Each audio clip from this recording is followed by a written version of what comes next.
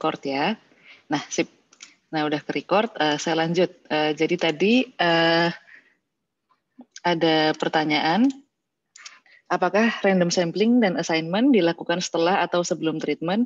Jadi kalau Anda melakukan eksperimen, idealnya random sampling dan assignment dilakukannya sebelum treatment. Jadi Anda tentukan dulu kelompok mana yang akan menerima treatment, kelompok mana yang control group, baru treatmentnya diberikan.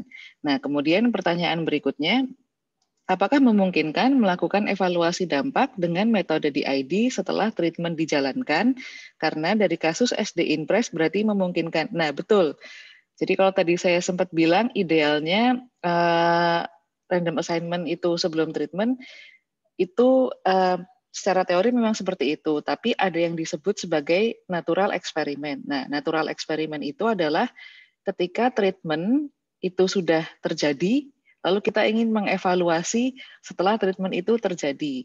Nah, cuman di sini jadi treatment itu sudah terjadi, baru kita menentukan mana yang kelompok kontrol, mana yang kelompok treatment. Nah, di situ sebetulnya kita tetap melakukan random sampling. Kenapa? Karena kita sebagai peneliti juga tidak punya kekuatan atau kemampuan untuk bisa menentukan kamu yang jadi control group, kamu yang jadi treatment group. Jadi kalau kasusnya SD Impress ini, si Duflo kan mendefinisikan SD Impress-nya sebagai treatment-nya. Nah, lalu dia membagi kelompok subjeknya sebagai orang-orang yang mendapat manfaat dari pembangunan SD Impress sebagai treatment group, dan orang-orang yang tidak mengambil manfaat dari pembangunan SD Impress. Nah, jadi orang-orang yang mengambil manfaat ini, yang ketika SD Impress dibangun, itu dia usia sekolah. Tapi yang tidak mengambil manfaat, itu yang ketika SD Impress dibangun, dia sudah tidak di usia sekolah. Nah, itu treatment group sama control groupnya di kasus SD Impress. Nah, jadi Anda tetap bisa melakukan DID meskipun treatment sudah dijalankan. Cuman Anda tetap harus menentukan mana yang control group, mana yang treatment group. Tapi idealnya assignment itu dilakukan sebelum dilaksanakannya treatment. Nah, lalu pertanyaan yang ketiga, ini pertanyaan yang bagus. Nah, sedangkan syarat untuk DID yaitu kelompok kontrol dan treatment harus punya tren yang sama sebelum treatment dilaksanakan. Nah, untuk melihat tren setelah treatment dilaksanakan, itu bagaimana? Nah, jadi ini salah satu asumsi parallel trend. Nah, jadi si parallel trend ini dia asumsinya itu adalah sebenarnya dia mendefinisikan kalau tidak ada treatment itu harusnya tren si treatment group sama control group itu sama. Nah, bagaimana kita mengetahui kalau misalnya control group sama treatment group itu trennya sama? Nah, randomisasi atau randomized sampling atau randomized assignment itu memiliki asumsi bahwa tren treatment group dan juga control group tanpa adanya treatment itu sama. Jadi bagaimana mengetahuinya? Caranya adalah selama Anda melakukan randomisasi dengan benar, maka dianggap, diasumsikan bahwa tren antara kontrol sama treatment group tanpa kehadiran treatment itu adalah sama. Nah, jadi seperti itu kira-kira jawabannya. Ini sudah dikirim agak lama, saya udah buka tuh kok saya nggak segera bales jadi lupa. Jadi itu kira-kira jawaban dari email yang Anda tanyakan. Nah, terkait pertanyaan tersebut, apakah masih ada yang ingin dikonfirmasi lagi? Ini, Bu. Mohon izin, Bu Amanda. Monggo, silahkan. Ngomong tadi membahas mengenai studinya Duflo, Bu. Ini masih menjadi pertanyaan saya sendiri. Itu kan studinya Duflo kan menggunakan instrumental variabel, Bu, ya. Nah, yang saya tanyakan itu kalau di instrumental variabel kan kita punya 3 variabel Z, X, dan Y. Nah, yang menjadi treatment itu apakah harus di variabel Z atau bisa di variabel X atau bagaimana? Oke, good question. Nah, jadi kadang-kadang kita jadi pusing sendiri ya karena adanya instrumental variable. Jadi sebetulnya treatmentnya itu ya si variabel X-nya itu. Si variabel X itu adalah treatmentnya. Nah, cuman di sini X ini kadang-kadang dia itu memiliki problem endogeneity seperti di papernya Anggris kalau nggak salah yang tahun 91 tentang school attainment itu dia kan membuat quarter of birth sebagai instrumental variable. Tapi sebetulnya treatmentnya itu adalah peraturan wajib belajar di Amerika. Itu treatmentnya. Tapi treatment tersebut memiliki problem yaitu endogenitas. Oleh karena itu dia membuat instrumental variable untuk si variabel X tersebut. Jadi treatmentnya itu tetap si X-nya itu, tapi karena dia punya problem endogeneity, maka kita buatkan instrumental variable seperti itu. Sedangkan Y itu ya tetap outcome-nya, outcome dari si treatment-nya itu. Cuman kita mengukur outcome si treatment-nya itu menggunakan instrumental variable, begitu. Kalau dengan studinya Duflo tadi kan yang kalau nggak salah kan instrumentalnya kan di variabel program SD Impress ya. Nah, ini kan kalau kita ngelihat di modelnya kan dia sebagai variabel Z nih Bu. Makanya saya agak sebenarnya apakah harus di X atau di Z gitu atau bisa dua-duanya gitu. Kalau saya nggak salah ya, saya udah lama juga nggak baca papernya. Kayaknya yang SD Impress-nya itu adalah X, sedangkan Z-nya itu adalah tahun kelahiran. Jadi kohort yang lahir kohort yang ketika dia usia sekolah itu dia ada SD Impress, dan kohort yang ketika SD Impress ada dia sudah tidak usia sekolah. Jadi Z-nya itu adalah tahun kelahiran mereka. Seperti itu. X-nya tetap si SD Impress. Kemudian satu lagi Bu, terkait tadi yang dibahas kan kalau di randomize kan kita bisa membuat karena itu eksperimen kita di awal bisa menemukan dua kelompok yang identik secara statistik ya. Nah, dengan DID ini kan kita sudah terjadi di Bu. Nah, beberapa paper yang saya baca kan dia mengkombinasikan antara DID dengan PSM. Nah, apakah dengan PSM ini itu istilahnya yang tadi dikatakan randomize itu kita mendapatkan dua kohort yang identik, dengan PSM ini apakah bisa memperoleh hal yang sama, Bu? Oke, good question. Nah, jadi PSM ya, kemarin materi terakhir yang dibahas sama Pak Gilang adalah PSM. Jadi betul sekali, kalau randomize itu kita lakukan sebelum eksperimen, terus kalau misalnya treatmentnya udah ada, lalu mau kita evaluasi dengan DID, apakah kalau menggunakan PSM bisa mendapat hasil yang sama baiknya dengan melakukan randomisasi terlebih dahulu? Jadi jawabannya iya, hasilnya akan sama baiknya. Karena di PSM ini kita fokus di menemukan paling nggak dua individu, jadi sepasang individu yang karakternya itu di observable karakternya tuh sama atau mirip lah dijelaskan melalui skornya. Jadi kayak misalnya karakteristiknya mereka yang income-nya misalnya di bawah sebuah cut off, misalnya yang poor sama poor, terus yang kalau di PPT-nya Pak Gilang itu kan yang di hire sekian bulan dan yang dia itu poor. Jadi kalau sama-sama poor dan sama-sama di hire 2 bulan terakhir misalnya, nah itu mereka bisa dijadikan perbandingan antara yang treatment sama yang kontrol. Nah jadi itu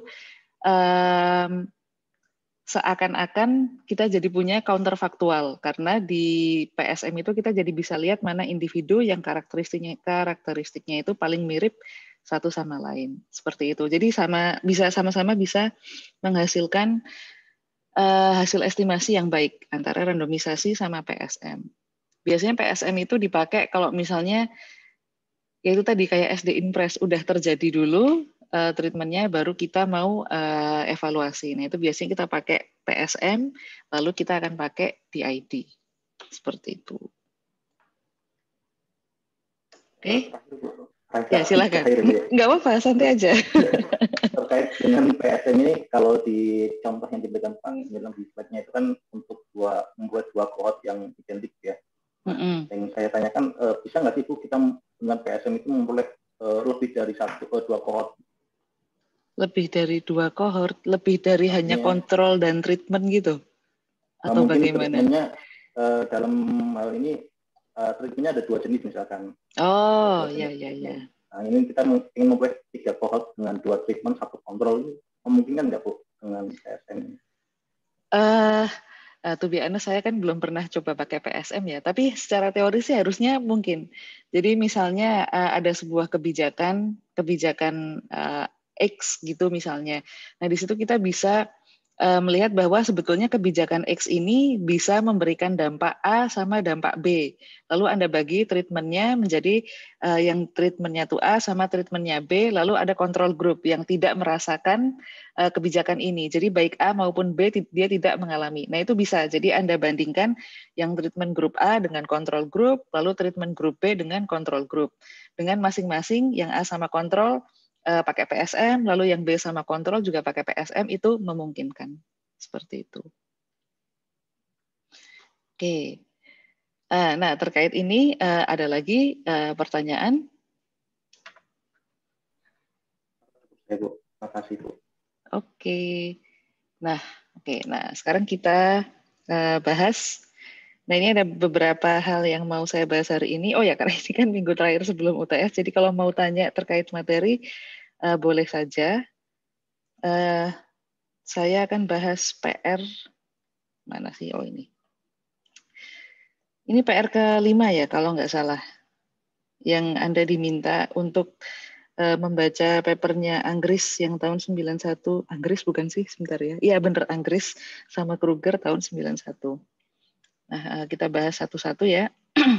Oh ya, saya nggak tahu nanti soal ujiannya Pak Gilang seperti apa, tapi kemungkinan besar kalau dari pengalaman sebelumnya, soalnya Pak Gilang itu modelnya sama seperti di PR. Jadi kalau Anda belajar dari PR-PR, yaitu nanti kemungkinan besar soal ujiannya juga mirip seperti itu. Oke, nah kita bahas soal nomor 1.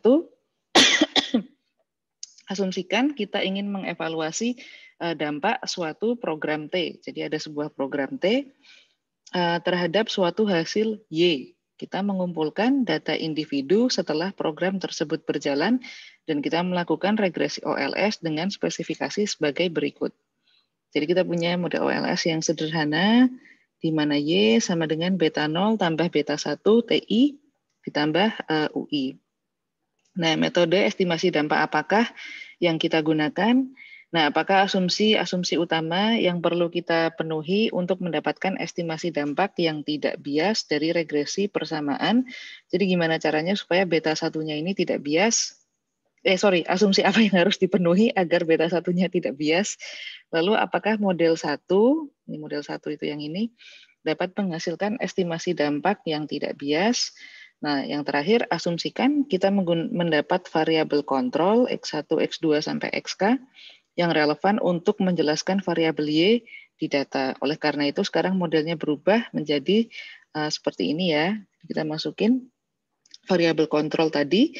Nah, apakah model tersebut dapat menghasilkan estimasi dampak yang tidak bias? Oke, nah mari kita jawab.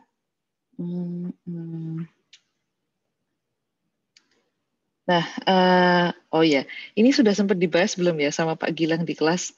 Soalnya di soal nomor 1 ini saya malah tidak terlalu yakin jawabannya apa. Metode estimasi dampak apa yang dapat kita gunakan ini sebetulnya kita bisa aja pakai DID, kita bisa aja pakai two-stage least square, IV regression. Jadi saya nggak tahu jawaban yang benar apa untuk yang itu. Tapi karena pertanyaannya evaluasi dampak yang bisa kita bisa pakai DID, kita bisa pakai two-stage least square, ini pakai IV. Ya, itu salah 2 metode yang bisa kita pakai dalam hal ini. Nah, lalu tadi ada pertanyaan, apa tadi pertanyaannya? Saya baca lagi. Nah, apakah asumsi utama yang perlu kita penuhi supaya beta satunya itu tidak bias? Nah, supaya beta satunya tidak bias, itu hal utama yang harus kita penuhi itu adalah, ini harusnya bukan T.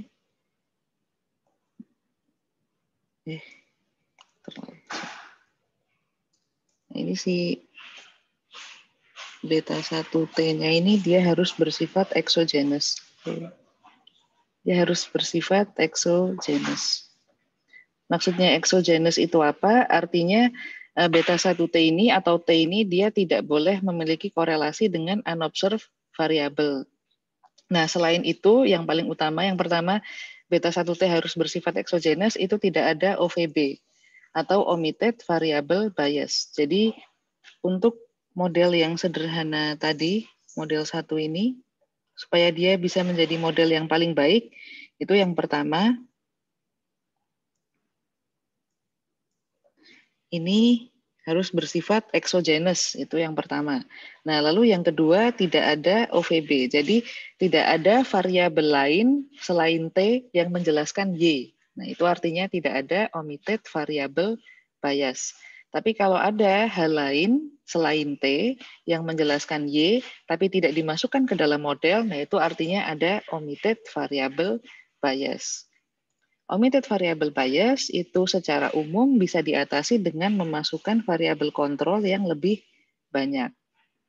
Nah, tapi dengan memasukkan variabel kontrol yang lebih banyak, itu bukan berarti tadi si T ini sifat problem endogenity-nya itu bisa teratasi. Jadi kalau kita mau pakai model yang simple ini dan modelnya itu adalah model yang ideal, maka tadi T harus exogenous,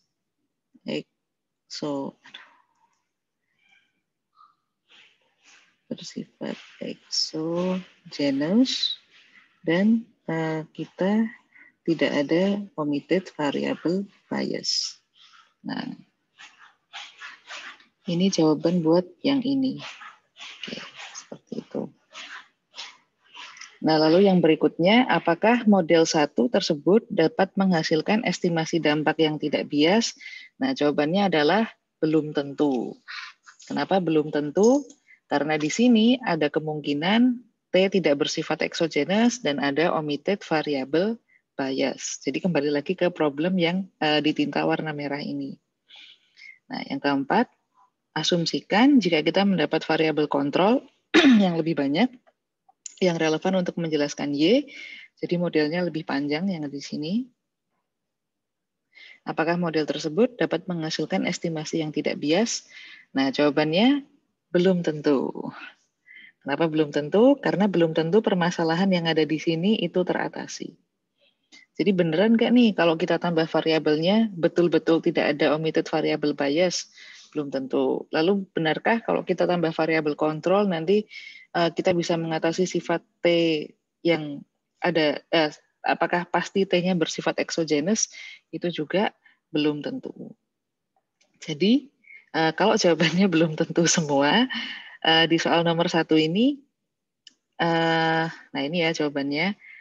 Tadi kenapa model 1 itu mungkin tidak bias, tadi kan belum tentu tidak bias karena ada potensi T-nya tidak bersifat exogenous, yaitu expected value U given T itu tidak zero.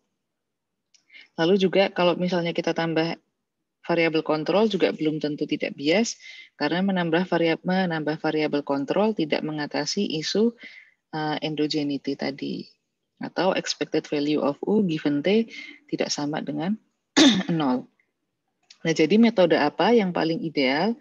Jadi metode yang paling ideal untuk mengatasi problem endogeneity ini untuk mengatasi expected value dari U given T tidak sama dengan 0, ini adalah IV regression. Jadi kita pakai IV atau instrumen variabel IV regression atau two-stage least square. Seperti itu. Jadi si T-nya ini kita carikan instrumental variabel yang bisa mengatasi permasalahan yang saya lingkari ini, permasalahan endogeneity. Ini disebut sebagai masalah endogeneity atau endogenitas juga boleh, sama aja ya. Seperti itu. Nah, itu soal yang pertama. Nah, soal yang nomor 2, ada pertanyaan dulu nggak untuk soal yang pertama? Oke, kalau belum ada, saya lanjut ke soal yang kedua. Nah, yang soal 1A, Bu. Oh ya, silahkan. Ya, maksudnya untuk pertanyaan nomor 1 itu mungkin metode estimasi dampak apakah yang kita gunakan itu dari persamaan 1 itu maksudnya itu menggambarkan metode estimasi apa gitu, Bu. Kalau itu kan istilahnya simple different kan. Oh, iya. Oh, bisa jadi ya, bisa jadi. Nah, kalau pertanyaannya betul seperti itu, maka jawabannya simple difference itu benar. Kalau misalnya itu yang dimaksud ya, saya tuh agak kurang bisa memahami pertanyaan yang pertama itu. Kalau pertanyaannya yang itu berarti emang metodenya adalah simple difference. Oke. Simple difference. Sip. Oke, terima kasih untuk yang itu. Ada lagi?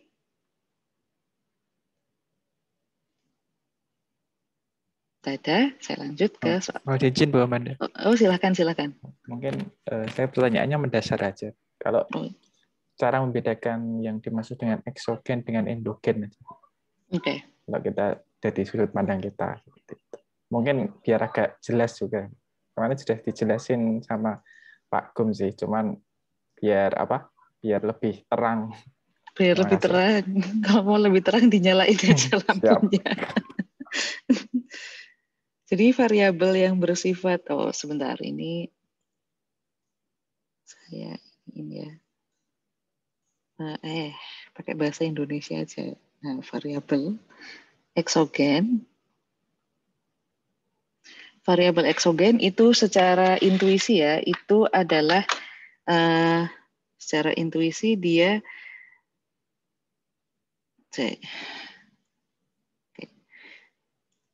tidak memiliki ini saya jangan menggunakan kata-kata ini nanti malah bingung. Dia ini tidak mengandung, nah ini lebih cocok. Tidak mengandung unobserved factor.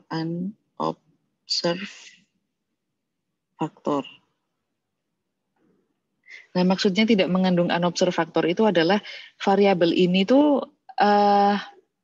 tidak ada komponen dari dirinya itu yang ketangkep di unobserved factor. Jadi makanya dikatakan bahwa expected, kalau secara matematika ya, expected value dari error given, nah ini contoh, kita pakai contoh variabelnya itu namanya adalah variabel X misalnya. Jadi expected value dari error given X itu sama dengan 0. Jadi nggak ada unsur X ini yang ketangkep di error. Nah itu variabelnya bersifat eksogen. Nah kalau kita ambil contoh di soal ini, nah ini misalnya, sebentar ya permasalahan jika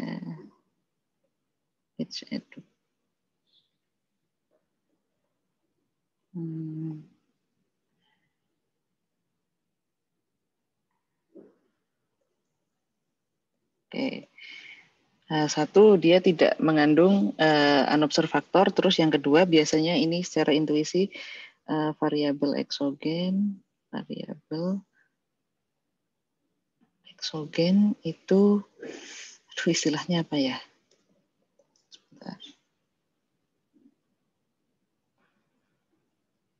Jadi kayak misalnya education, kalau di soal ini kan education itu tidak bersifat eksogen karena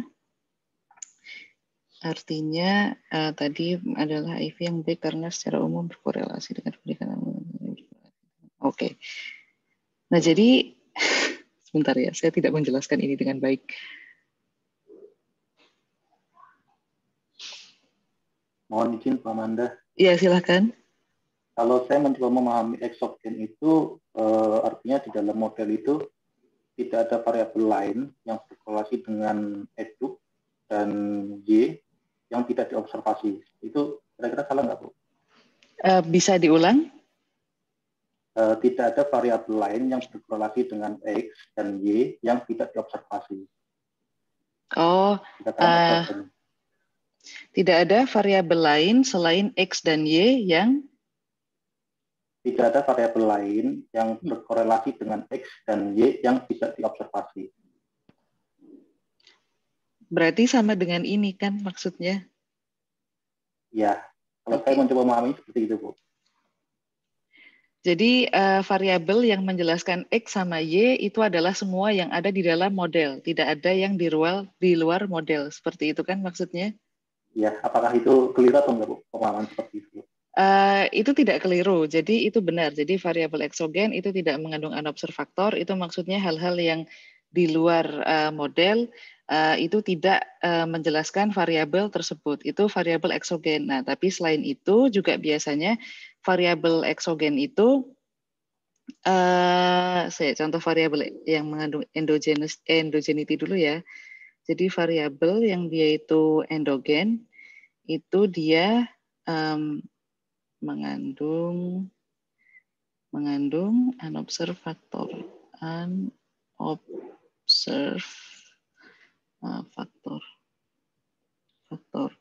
Jadi expected value dari U given X tidak sama dengan 0. Jadi di sini contohnya adalah nilai misalnya atau GPA. Nah, mari kita ambil contoh.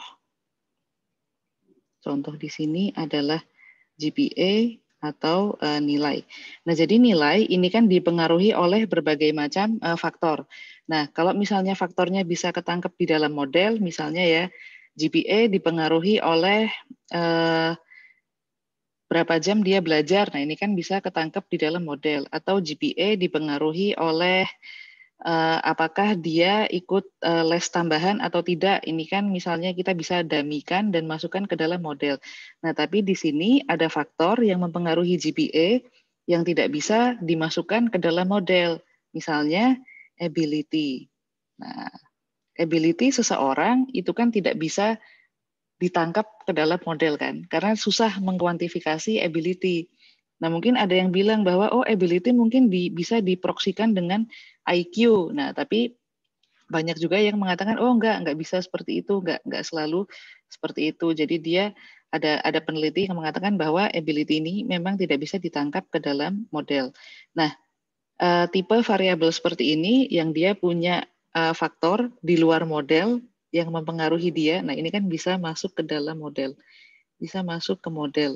Tapi yang ability ini kan nggak bisa masuk ke dalam model. Nah, oleh karena itu GPA ini kita bisa simpulkan bahwa dia memiliki sifat endogenous atau dia bersifat endogen. Nah, ini adalah contoh dari variabel endogen. Jadi dia mengandung unobserved factor dan expected value dari UX tidak sama dengan 0. Atau bisa juga tadi seperti yang disampaikan oleh teman Anda, dia dipengaruhi oleh oleh sesuatu yang dia itu di luar model atau tidak bisa tertangkap di dalam model. Nah, maka yang terjadi adalah kalau Anda tetap menggunakan variabel ini, misalnya Anda punya beta 1 GPA, nah nanti seperti yang ada di PPT-nya Pak Gilang itu, bahwa si GPA ini, si beta 1 ini dia sifatnya ada biasnya. Jadi ada unobserved faktor di situ. Nah, ini bukan nggak boleh ya, tapi nanti menjadikan hasil estimasi Anda itu bias. Oleh karena itu Anda butuh IV atau instrumental variable. Nah, kalau pakai instrumental variable nanti si IV-nya ini dia akan bersifat eksogen. Kenapa IV akan bersifat eksogen? Karena IV itu dia akan punya korelasi dengan X tapi tidak punya korelasi dengan U. Kenapa begitu? Karena ini kalau di contoh father education sama mother education ini ya, father education dan mother education adalah IV yang baik karena pendidikan orang tua secara umum berkorelasi dengan pendidikan anak, namun pendidikan orang tua tidak berkorelasi dengan upah anak. Jadi kalau Y-nya itu adalah wage, pendidikan orang tua itu tidak berkorelasi dengan Y, tapi dia akan berkorelasi dengan pendidikan anak atau si eduknya ini. Eduk yang tadi bersifat endogenous. Lalu setelah itu juga, terus unobserved karakteristik tadi, ability tadi di sini, yang misalnya dia mempengaruhi ini sudah jadi tidak masalah lagi. Karena apa? Karena sekarang yang kita masukkan ke dalam model kita, itu bukan lagi beta 1 yang bias ini, tapi dia akan digantikan dengan, kan sekarang kita tidak pakai beta 1 GPA lagi, kita ganti misalnya dengan gamma Z. Nah, Z ini, sorry daripada Z nanti bingung, kita ganti dengan instrumental variable. Jadi faktor yang menyebabkan endogenous tadi itu sudah kita keluarkan ke dalam model seperti itu. Tapi untuk memvalidasi bahwa ini memang instrumental variable yang baik, nah maka kita butuh regresinya 2 kali kan, two stage least square, di mana regresi yang pertama ini kita regress IV dan juga semua independent variable. Nah, yang berikutnya baru kita masukkan hasil estimasi yang pertama ke dalam model yang kedua. Nulisnya gimana ya? Gini aja ya. Hasil 1 dimasukkan ke model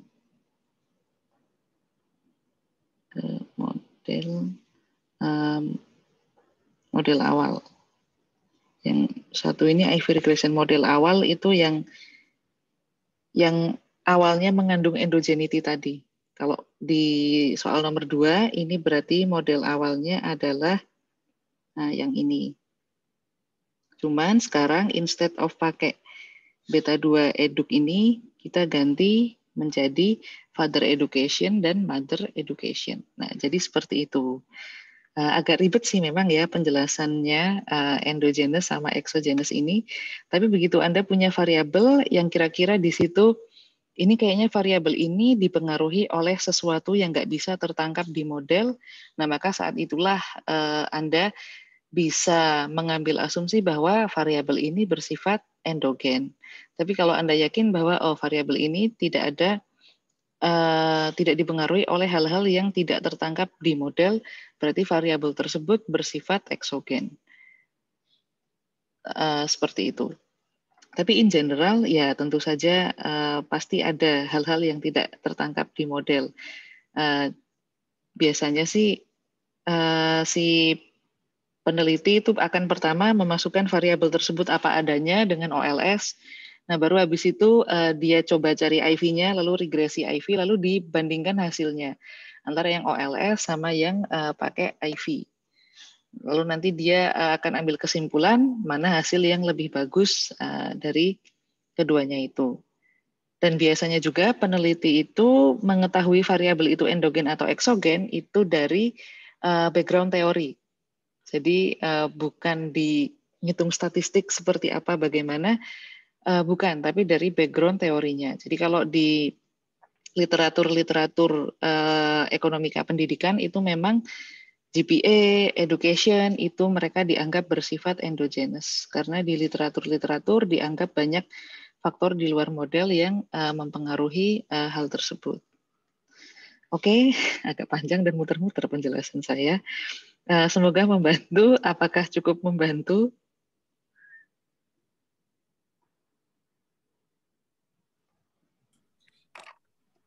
Ya Bu, terima kasih Bu. Iya, sama-sama. Maaf ya, saya muter-muter ngomongnya. Nah, oke. Kita lanjut ke soal kedua ya. Di soal kedua ini kita punya persamaan min serian. Nah, jadi persamaan min serian itu apa sih? Jadi persamaan min serian itu adalah persamaan antara persamaan min serian itu digunakan untuk menghitung return on education. Jadi kalau Anda mengerjakan paper, lalu Anda mencari return on education, nah model yang membangun return on education itu Mincer equation. Biasanya return on education itu adalah gaji atau wage. Nah, jadi kita semua sekolah itu tujuannya apa? Tujuannya adalah untuk mendapat gaji yang banyak. Oke, jadi apa yang mempengaruhi return on education itu faktornya dimasukkan ke dalam equation. Menurut model ini, faktor yang mempengaruhi wage atau return on education itu adalah age, lalu education, adalah age, lalu education. Education ini adalah lamanya mengenyam pendidikan, kalau saya tidak salah. Iya kan? Oh sorry, tingkat pendidikan tertinggi. Bukan lamanya mengenyam pendidikan ya, beda. Jadi W adalah upah bulanan, H adalah umur individu, dan eduk adalah tingkat pendidikan tertinggi yang pernah diselesaikan, dan E adalah faktor yang tidak bisa kita observasi, I adalah indikator individu, dan beta adalah parameter model yang diestimasi. Oh ini sekalian saya mau merevisi jawaban saya 2 minggu yang lalu. Jadi kemarin kan kita sempat ngomongin parameter sama apa sih satunya? Parameter sama koefisien atau apa ya itu? Saya kembali sebentar ya, karena saya janji untuk merevise jawaban saya. Di sini bukan sih? Bukan, berarti di PS2. Sebutkan variabel dalam model. Mana sih? Kemarin kita sempat ngomongin itu loh, parameter. Ini dia. Jadi yang dimaksud dengan parameter itu betul jawaban Anda ya. Parameter itu yang disebut itu adalah beta, theta, alfa. Ini adalah parameter.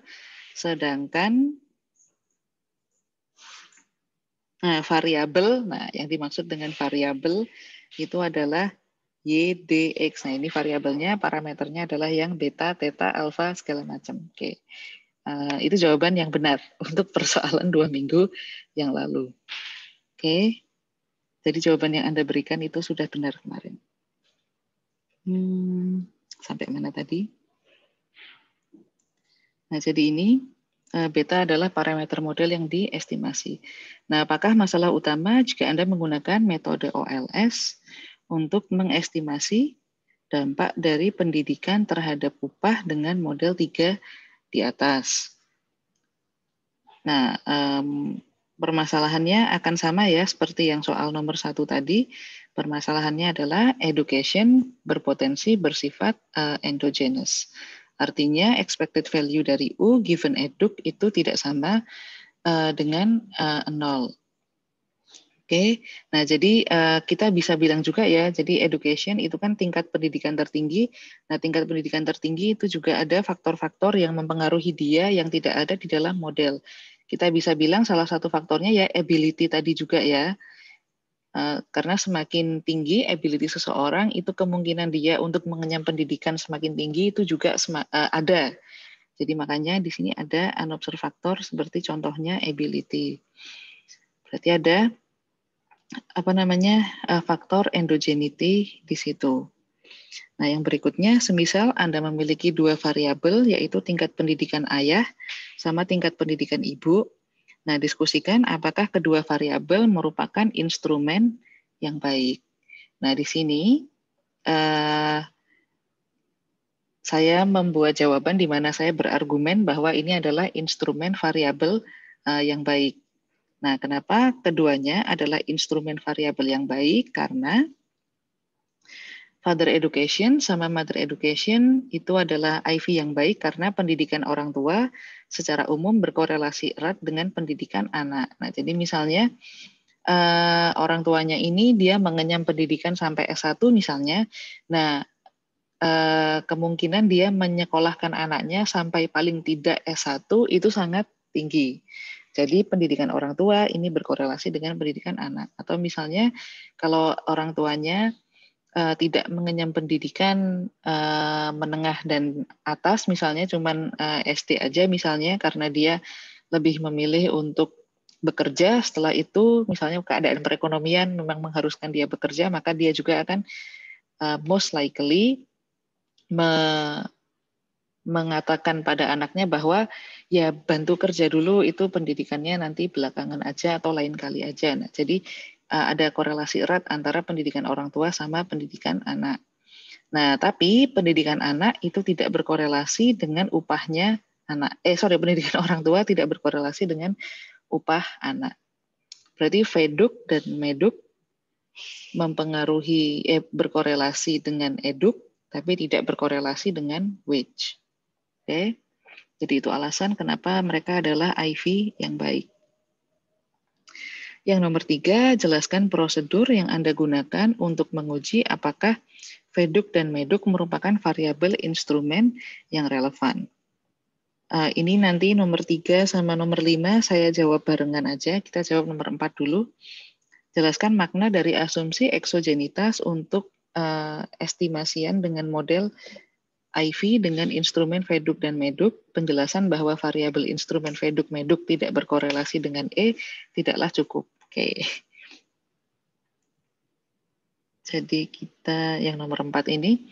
Nah, yang nomor 4 ini Anda tidak cukup hanya menjelaskan bahwa VEDUK dan MEDUK tidak berkorelasi dengan error. Nah, jadi di sini jelaskan aja seperti di PPT-nya Pak Gilang itu, Anda jelaskan relevance sama, jadi kan IV itu kan dia merupakan IV yang baik kalau memenuhi kaidah relevance dan kaidah eksogenitas. Eksogenitas itu kan salah satunya dia kaidah independence ini. Nah, jadi sebutkan saja kaidah-kaidah tersebut. Jadi relevance, covariance, VEDUK dan MEDUK sama education itu tidak sama dengan 0. Artinya ada korelasi antara IV sama eduknya atau sama X-nya. Nah, di sini jelaskan bahwa pendidikan orang tua berkorelasi dengan pendidikan anak. Artinya dia relevan. Lalu dia independent karena di sini covariance, VEDUK, MEDUK dan error itu adalah 0. Jadi pendidikan orang tua tidak berkorelasi dengan error. Pendidikan orang tua mempengaruhi wage hanya melalui education. Jadi pendidikan orang tua itu mempengaruhi Y hanya melalui education. Kalau tidak lewat education, maka dia tidak bisa mempengaruhi Y. Seperti itu. Nah, itu adalah karakteristik IV yang baik. Oke. Nah, tadi kita masuk ke pertanyaan yang nomor 3 sama nomor 5. Jelaskan prosedur Anda untuk menguji apakah variabel VEDUK dan MEDUK merupakan variabel instrumen yang relevan, dan jelaskan prosedur to SLS yang dapat Anda gunakan untuk mendapatkan estimasi dampak pendidikan menggunakan IV, beta head IV. Nah, jadi kita instead of beta eduk, sekarang kita punya beta head IV. Nah, ini Anda bisa ikuti langkah yang ada di PPT. Nah, oke. Cuman modelnya agak sedikit beda ya. Di model itu kita nggak punya, belum saya ganti. Ini adalah age, bukan experience. Nah, terus ini nggak ada. Nah, ini kan model kita di soal nih. Nah, jadi think the following model, eduk is endogenous. Eduk is endogenous, covariance eduk sama U tidak sama dengan 0. Nah, to estimate, we introduce IV. IV-nya adalah father education dan mother education. Nah, Anda masuk ke langkah first stage, regress eduk on VEDUK, MEDUK, dan nah ini, ini age ya. Ini age, nah ini nggak perlu.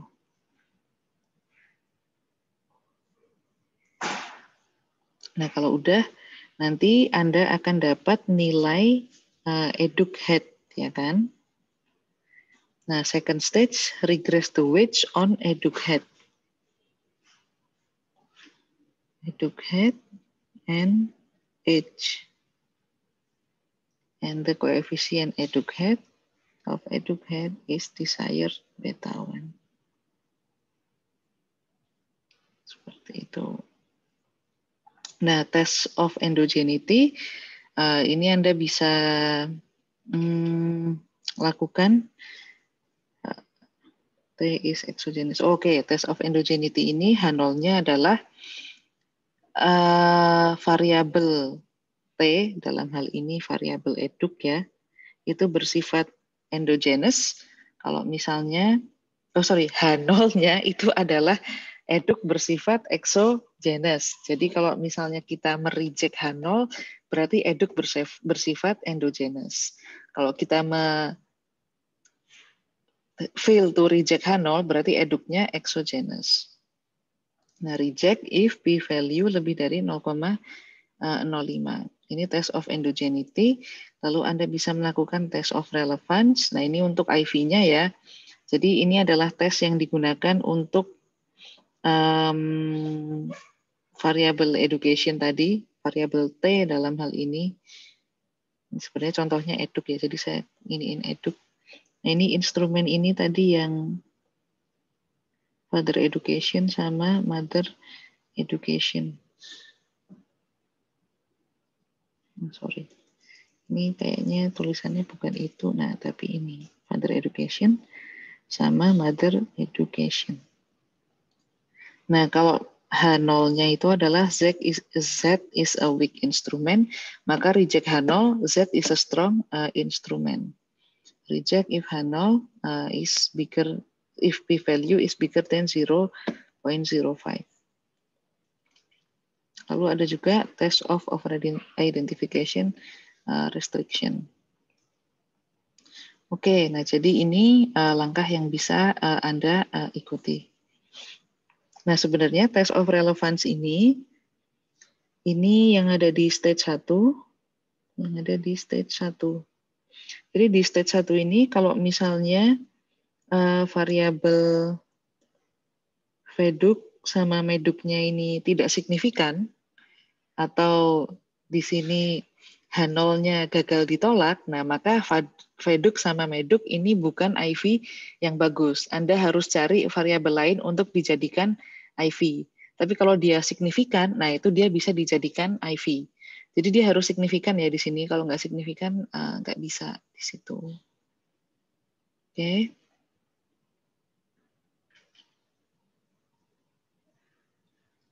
Nah, jadi itu caranya untuk melakukan two-stage least square. Ada pertanyaan?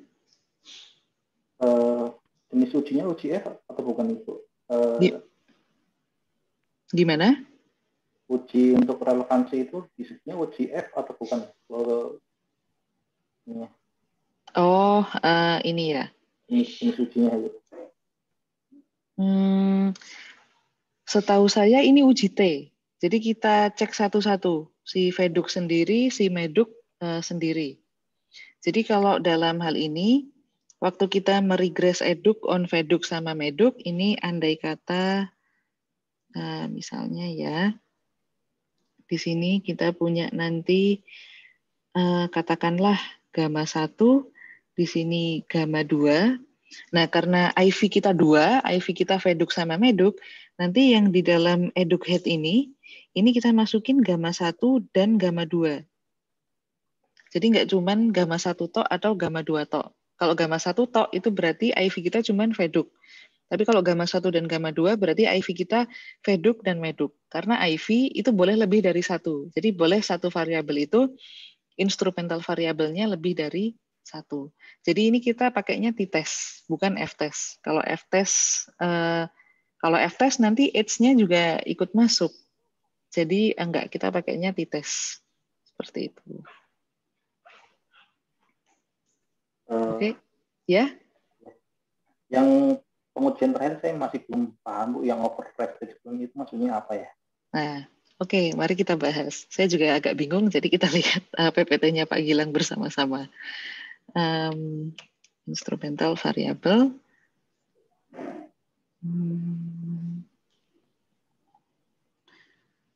Compulsory. Oh, ini papernya si Inggris.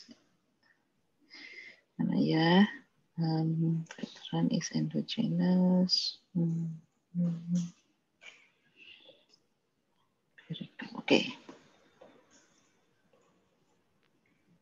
Test of identification restriction. Oh, tidak dijelaskan ya di PPT-nya Pak Gilang. Begitu. Oke. Nah, Ini sebelum saya ke sana, ini contoh ya. Ini contoh kalau misalnya dia pakai OLS, pakai education saja. Nah ini kalau misalnya dia pakai IV-nya, IV sibling, IV mother education, IV parents education. Jadi ini boleh semuanya dimasukin, boleh salah satunya dimasukin atau salah duanya dimasukin, itu terserah sama si peneliti. Nah, ini tidak dijelaskan ya, test of over identification restriction. Nah, jadi saya tidak bisa menjawab sekarang ini. Saya harus cari tahu dulu ini maksudnya apa, baru saya bisa kasih tahu Anda. Jadi maaf ya, saya nggak tahu kalau yang ini. Yep. Oke. Nah, ada pertanyaan lagi terkait pertanyaan yang ada di sini? Oke. Nah, soal nomor 3, ini Anda diminta untuk membaca papernya Anggris sama Kruger. Tadi saya udah baca papernya. Does compulsory school attendance affect schooling and earning? Nah, di sini Anda ditanya, apakah evaluasi dampak yang Anggris dan Kruger lakukan dalam studi tersebut? Nah, jadi di sini evaluasi dampaknya ini dia ingin melihat efek dari compulsory school attendance, atau kalau di Indonesia namanya peraturan wajib belajar terhadap earning. Jadi return on education-nya ini kan earning atau gaji ya, penghasilan. Nah, gimana wajib belajar tadi efeknya terhadap earning. Jadi itu adalah evaluasi dampak yang dilakukan oleh Anggris dan Kruger. Dia ingin melihat efek dari peraturan wajib belajar di Amerika Serikat terhadap penghasilan seseorang di masa depan. Nah, mengapa evaluasi dampak tersebut penting? Ini kalau kita baca di papernya, mana papernya ini? Jadi di sini si Anggris ini menyebutkan kenapa penting, karena ini ya di data-data yang dia tampilkan seperti data penghasilan years of complete, mana ya data penghasilannya? Itu years of complete education. Dia itu menampilkan bahwa di datanya itu penghasilan, nah ini dia. Ini weekly earnings. Oh, bukan di sini. Mana kok gak ada? Ini education. Oke. Intinya dia menampilkan bahwa secara umum semakin lama seseorang itu mengenyam pendidikan, wage-nya atau weekly wage-nya, penghasilan mingguannya itu semakin tinggi. Nah, itulah kenapa kita perlu untuk mengevaluasi hal ini. Dan di sini Anggris tuh menemukan bahwa memang compulsory schooling laws ini dia bisa memberikan efek yang signifikan terhadap wage karena alasan-alasan berikut. Yang pertama, ini ya, karena ada peraturan bahwa seseorang tidak boleh bekerja kecuali dia sudah mencapai usia tertentu, maka orang-orang yang masih usia sekolah ini dia tidak bisa kerja. Nah, oleh karena itu tadi peraturan wajib belajar ini works seperti itu. Nah, lalu dia juga mengatakan second, compulsory school attendance law provide for direct enforcement and policing for school attendance. Nah, jadi karena ada wajib belajar itu mereka dicek mereka benar-benar hadir ke sekolah atau tidak. Nah, jadi ini penting banget. Dan yang terakhir, we note that compulsory schooling laws are believed to effectively increase schooling in other countries as well. Nah, inilah kenapa program wajib belajar itu sangat penting ya, karena dia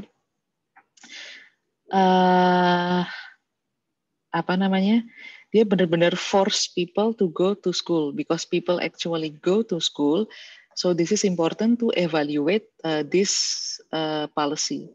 Jadi karena policy ini benar-benar dijalankan dengan strict ya, maka kita harus evaluasi dong sebetulnya policy ini itu beneran ada efeknya atau tidak, dan efeknya itu positif atau negatif. Lalu Anggris melihat bahwa dia punya efek yang positif terhadap penghasilan di masa depan. Seperti itu. Nah, caranya gimana Anggris melakukan ini? Anggris membandingkan, jadi kita masuk ke soal berikutnya ya, biar lebih enak jelasinnya. Nah, lalu yang kedua, tulislah, kayaknya udah saya tulis di sini. Udah sip. Nah, jadi Anggris pakai metodenya adalah TSLS atau two-stage least square using quarter of birth SIV for education attainment. Nah, jadi dia ingin melihat efek dari education attainment terhadap wage. Jadi karena ada wajib belajar tadi ya, jadi kan orang pasti ke sekolah. Nah, cuman di sini dia memberikan IV untuk education attainment yaitu quarter of birth, karena according to papernya Anggris itu kan sekolah di Amerika itu dimulai di bulan April. Kalau nggak salah sih di paper itu di bulan April. Nah, anak-anak tapi mereka baru boleh masuk ke sekolah kalau misalnya di awal tahun itu, di bulan Januari tahun itu, mereka sudah, saya tulis saja deh daripada bingung. Jadi menurut papernya Anggris itu, papernya Anggris sama Kruger tahun 1991, Kruger 1991. Nah, di sini dia melihat efek dari school compulsory atau peraturan wajib belajar tadi, compulsory. Nah, di Amerika itu sekolah dimulai di bulan April, sekolah start in April. Nah, tapi yang boleh masuk ke sekolah di bulan April ini adalah yang usianya sudah 6 tahun di Januari. Yang usianya sudah berusia 6 tahun di awal tahun sekolah tersebut. Nah, maka di sini anak-anak yang kelahiran, jadi yang quarter of birth-nya itu di quarter 1 tahun tersebut, itu mereka biasanya masuk ke sekolah usianya sudah lebih tua daripada yang quarter of birth-nya itu quarter 2 sampai quarter 4. Nah, ini mereka younger. Nah, asumsinya Anggris ini, karena di Amerika itu begitu Anda memasuki usia 16 tahun atau 17 tahun, maka Anda bebas keluar dari sekolah. Maka asumsinya Anggris adalah older kids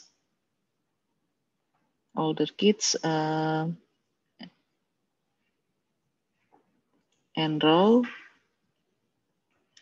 in school,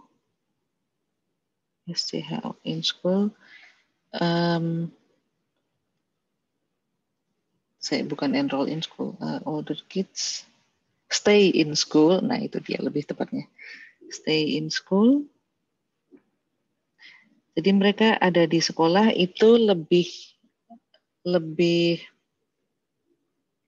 cepat, bukan lebih cepat ya.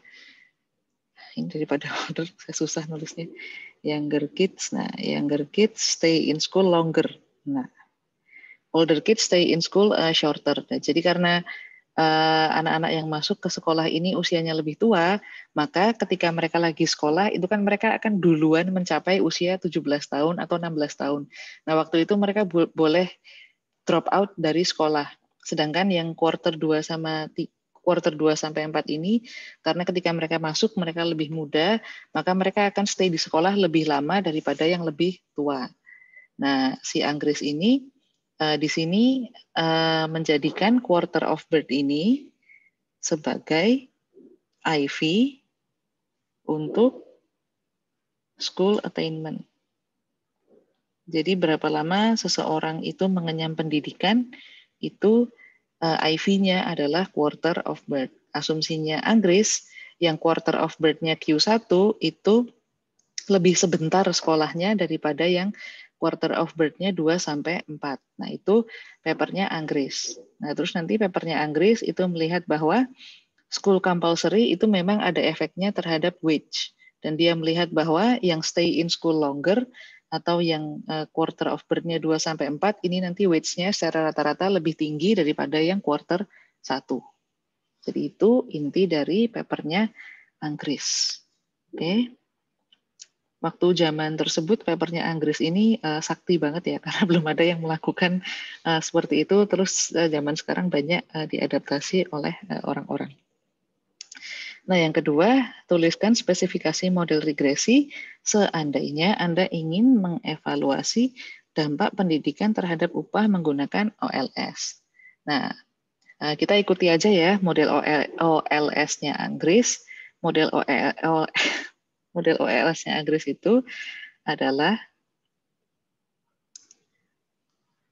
OLS-nya adalah log dari weekly wage atau gaji mingguan itu dipengaruhi atau ini variabel independennya adalah years of education atau education attainment.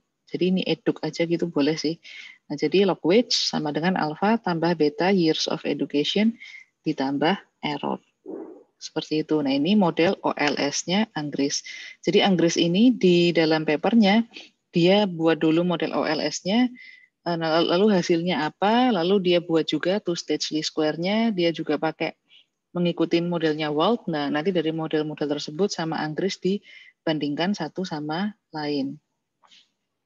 Lalu yang soal berikutnya, di sini ditanyakan apakah kelemahan dari model tersebut. Nah, maksudnya adalah dari model OLS, itu apa kelemahannya? Nah, kelemahannya sama seperti tadi ya, ada endogeneity di situ, dan juga ada kemungkinan omitted variable bias. Nah, oleh karena itu, Anggris di modelnya yang 2SLS, dia menambahkan selain IV juga menambahkan variabel kontrol yang lain.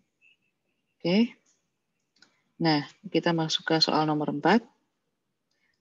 Jelaskan mengapa quarter of birth atau QOB merupakan variabel instrumen yang baik untuk variabel pendidikan. Jelaskan mengapa QOB memenuhi asumsi relevansi. Jelaskan mengapa QOB memenuhi asumsi eksogenitas.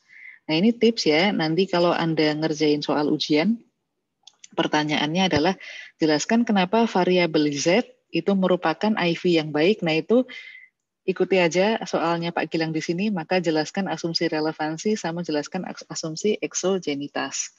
Nah, nanti kemungkinan besar itu bisa mendapat skor yang cukup baik. Karena Anda tidak hanya menyebutkan bahwa dia tidak berkorelasi dengan error, bukan hanya itu, tapi Anda bisa menjelaskan asumsi relevansi sama asumsi eksogenitas.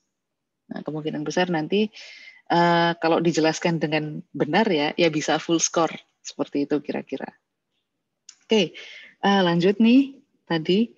Kenapa mereka adalah IV yang baik? Nah, yang pertama, QOB itu dia memenuhi kaidah relevansi karena QOB berkorelasi dengan durasi seorang anak menghadiri sekolah. Ya kan tadi anak yang lahirnya di kuarter pertama menghadiri sekolah lebih lebih pendek daripada yang kuarter 2-4. Jadi ini ya first QOB stay in school shorter. Lalu QOB ini sifatnya adalah eksogen. Kenapa? Karena QOB tidak berkorelasi dengan unobserved karakteristik dan QOB tidak berkorelasi dengan weekly wage kecuali melalui education attainment atau years of education tadi. Nah, jadi itu jawaban dari soal tersebut. Oke. Sampai sini ada pertanyaan dulu terkait papernya Anggris dan Kruger.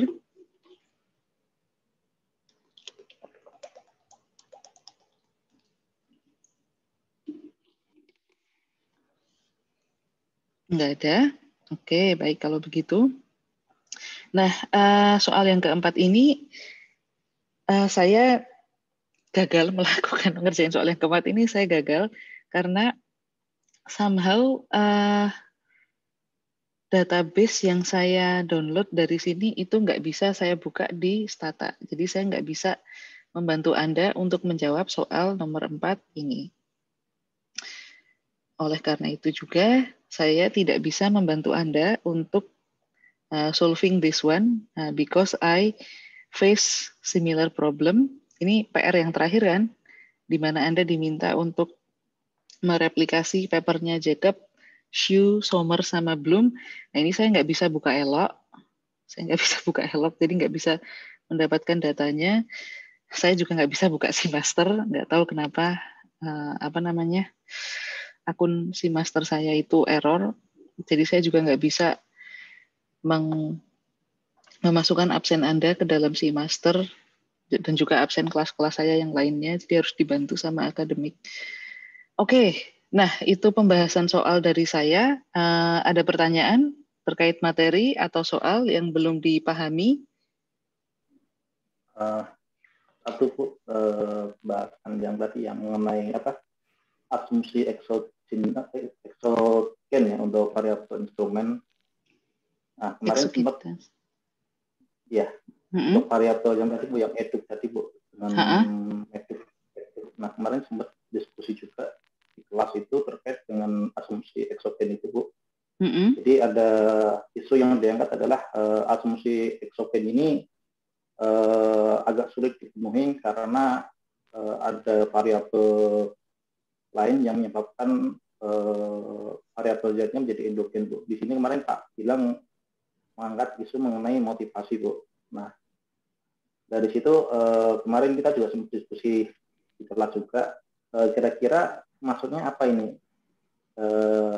Asumsi exogen dihubungkan dengan hubungan antara pendidikan orang tua, pendidikan anak itu menjadi endogen karena adanya variabel motivasi yang menyebabkan meduk menjadi endogen. Nah ini yang kemarin masih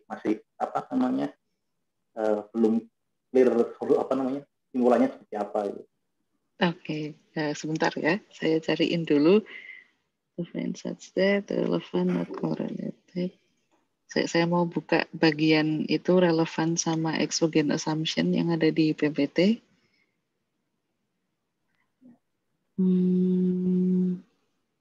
Test for endogeneity. Kok nggak ada?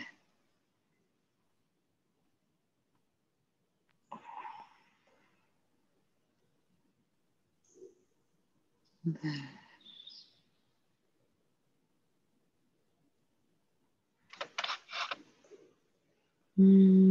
Mana ya?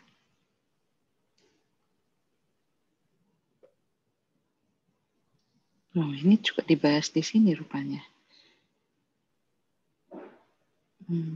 Nah, ini dia. Jadi ini adalah tadi asumsi relevance sama exogenity. Nah, jadi relevance itu ketika kita menemukan IV kita itu berkorelasi dengan variabel independen yang mau kita IV-kan tadi. Jadi quarter of birth sama education ada covariance-nya lebih dari 0. Nah, sedangkan exogenity itu artinya covariance dari IV dengan error itu sama dengan 0. Nah, exogenity ini terdiri dari independence, exclusion, restriction, apa ini? Oh, sama threat. Nah, jadi independence itu artinya quarter of birth is uncorrelated with unobserved characteristic that affect labor market earnings. Lalu exclusion itu artinya quarter of birth labor market earnings, quarter of birth affect labor market earning only through educational attainment. Nah, jadi yang bawah ini apa ya? Low ability students move to avoid the compulsory schooling law. Oke. Sorry tadi yang motivation tadi apakah bisa diulang? Ya. Jadi terkait tadi Bu, variabel pendidikan orang tua sebagai instrumen variabel dari pendidikan anak Bu. Nah, kemarin yang sempat diangkat menjadi diskusi itu adalah variabel ini memenuhi asumsi exogen karena pendidikan orang tua ini dapat berkorelasi dengan motivasi. Motivasi ini motivasi anak. Motivasi itu menyebabkan. Nah, di situ kemarin berarti motivasi. Yang kami diskusikan sebenarnya motivasinya motivasi anak atau motivasi orang tua, gitu. Itu yang kemarin kita belum sempat menanyakan ke Pak Gilang, Bu. Oke. Sehingga asumsi exogeneity ini dalam tanda kutip agak diragukan gitu karena adanya variabel tadi motivasi. Itu kira-kira yang ingin saya tanyakan adalah katakanlah asumsi ini tidak terpenuhi, Bu. Yang menjadi masalah motivasi yang dimaksud ini adalah motivasi orang tua atau motivasi anak yang misalnya dia menjadi endokrin. Oke, sebentar ya. Saya kayaknya pernah dengar deh permasalahan ini dulu sempat dibahas.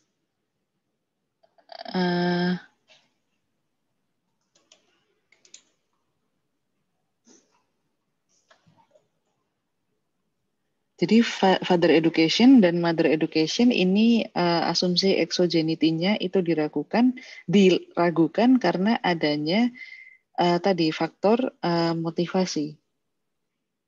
Ya. Hanya saja kemarin motivasi belum sampai clear di kami. Ini di akhir jadi tanya sendiri maksudnya motivasi anak atau motivasi orang tua gitu.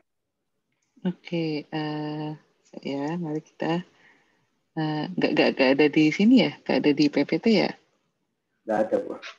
Di diskusi kelas kemarin, Bu. Bentar ya, saya coba cari.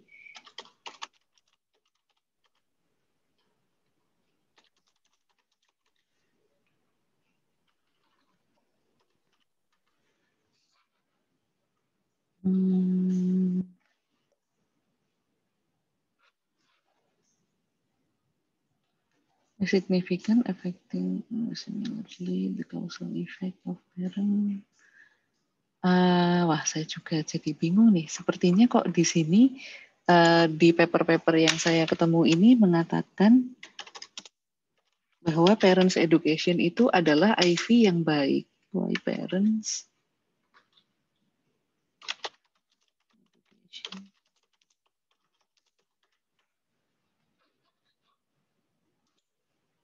Nah, ini dia. Oke, saya coba lihat materi yang ini ya.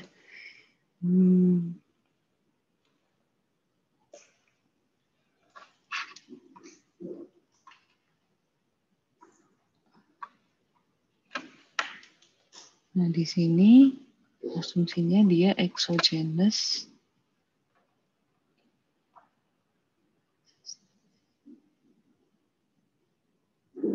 This parents' education is potentially, we can test this assumption.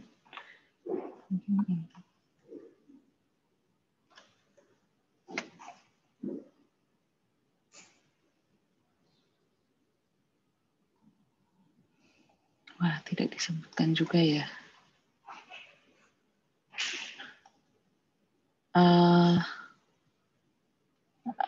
Kayaknya saya tidak bisa menjawab pertanyaan Anda deh di sini.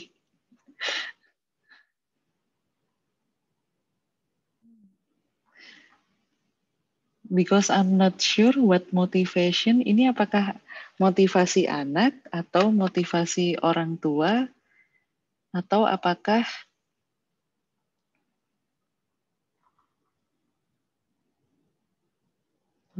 those parents education useful, we can test this assumption. Yep, I don't think I can answer your question on the motivation factor in here. Jadi saya nggak tahu ya yang dimaksud sama Pak Gilang itu motivasinya itu apa? Apakah motivasi father sama mother itu mempengaruhi which dari anak atau motivasi father dan mother? Sebentar. Ini dugaan ya, ini dugaan saya. Jadi dugaan saya yang dimaksud di dalam hal itu adalah motivasi dari orang tua. Jadi motivasi orang tua kan itu juga mempengaruhi sampai seberapa jauh orang tua itu akan menyekolahkan anak. Nah, tapi motivasi orang tua ini itu tidak bisa diobservasi ke dalam model, unobserved in the model. Nah, jadi di sini dalam hal itu kita bisa bilang bahwa exogenity assumption-nya itu patah. Kenapa? Karena nanti covariance antara ini Veduk dan Meduk ini, Veduk, Meduk, sama error itu jadi tidak sama dengan 0. Karena kan tadi kan kita bilang bahwa father education sama mother education itu relevance. Kenapa? Karena father education sama mother education berkorelasi dengan edukasi anak. Tapi father education sama mother education, tapi seorang orang tua itu dia menentukan mau menyekolahkan anaknya seberapa jauh, itu juga dipengaruhi oleh motivasi mereka. Kalau mereka sangat tinggi motivasinya, misalnya kayak, wah saya berharap anak saya sekolah sampai S3, atau saya berharap anak saya nanti bisa lulus fakultas teknik atau apalah. Nah itu maka motivasinya dia untuk invest di pendidikan anaknya itu kan tinggi. Nah tapi motivasi ini tidak bisa ketangkep di model dan dia ada di unobserved faktor tadi. Nah unobserved kan berarti dia masuknya ke error. Nah, berarti di sini covariance antara father education dan mother education dan error itu tidak sama dengan 0. Makanya exogenity-nya dalam hal ini patah. Nah, mungkin seperti itu yang dimaksud oleh Pak Gilang. Tapi mungkin loh ya, saya hanya membangun ini dari intuisi yang ada di materi ini saja. Tapi sepertinya sih begitu. Gimana menurut Anda? Jadi kemarin diskusinya juga berkembang Bu. Di sini ada unobserved ini sebenarnya maksudnya kan kita dengan IV ini kita punya dua stage untuk persamaan agresinya Bu ya. Artinya di situ ada dua unobserved. Di stage pertama pada saat kita memprediksi dari itu kan di situ ada yang tidak terobservasi juga Bu. Kemudian pada saat kita meregres ke weight itu kan juga ada unobserved-nya juga. Nah, apakah korelasi yang dimaksud di sini untuk memenuhi asumsi eksogenitas itu berkaitan juga dengan unobserved yang di regresi pertama atau hanya di regresi yang kedua? Kemarin kan perkembangannya ke situ karena kita ragu yang dimaksud ini apakah motivasi anak atau motivasi orang tua. Oke. Itu pertanyaan yang bagus sekali. Jadi unobserved di sini, unobserved di stage 1 atau unobserved di stage 2. Nah, mari kita lihat regresi stage 1, stage 2-nya. Mana sih? Saya kok nggak hafal ininya di mana, itunya di mana. Sebentar ya. Kalau nggak ada, nanti saya tulis sendiri aja. Consider a general model. Oke. Nah, ini dia. Wah, stage 2-nya nggak ditulis ya? Oh, ya udah deh, nggak apa-apa. Nah, jadi misalnya kita punya stage 1-nya seperti ini ya. Bukan stage 1-nya. Maksud saya kita punya model aslinya seperti ini. Nah, lalu di first stage ini misalnya kita regress. Di sini eduk. Nah, di sini ditambah sama dengan misalnya saya tulis biar nggak sama pakai gamma ya, gamma 0 ditambah gamma 1 eduk ditambah gamma 2 meduk ditambah gamma 3 experience ditambah gamma 4 experience kuadrat. Nah, ini kan kita masih tambahkan error di sini. Nah, di sini harapan kita akan melihat korelasi antara IV kita ini dengan variabel X yang mau kita cari ini. Nah, tapi tadi kita asumsikan bahwa father education sama mother education ini berkorelasi dengan education. Nah, tapi pada kenyataannya keinginan orang tua untuk menyekolahkan anaknya itu juga dipengaruhi oleh motivasi mereka. Nah, motivasi ini karena dia tidak bisa tertangkap di dalam model, nah dia masuknya di mana? Nah, dia masuknya di error yang ada di sebelah sini. Error yang ada di sebelah sini. Nah, berarti karena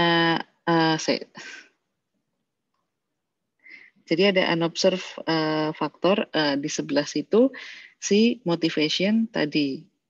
Sebentar, kayaknya saya salah. Kayaknya bukan di error sebelah sini deh. Kayaknya sebentar.